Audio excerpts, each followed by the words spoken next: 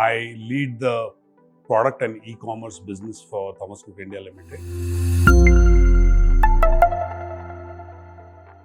And especially talking about today's program, MoEngage Connect 360, which is taking place right now at Sofitel, Mumbai. I think it has been a great program. I got a chance to interact with digital marketeers from various sections of industries like paints, BFSI, pharma. So it was overall a good experience, and got to learn and share my knowledge about how we are engaging and how we are using MoEngage as a platform, and also what are the challenges being faced by the industries in terms of personalization and in terms of monetization of the data, and how AI is going to disrupt this Martech industry in future.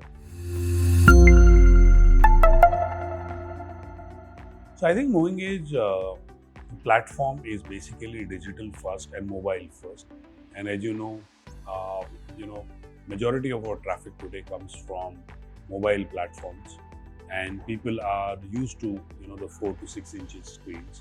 So it is important for us to rely on a company who understand the smaller screens behavior of customers and their journey, and the events which takes place in terms of purchase of a travel or a holiday products. And I think MoEngage fitted in that category, or fitted in that our expectations.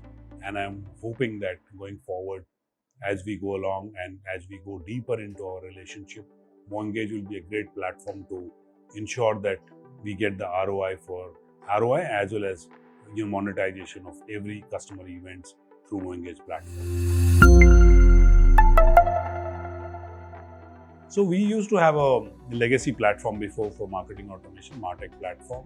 I think what differentiated MoEngage is their view of digital native customers and people whose digital journey, the customer audience whose digital journey started from using mobile rather than the desktop. I think that was the big differentiating factor, and the engagement and the customer support service from MoEngage has been exemplary.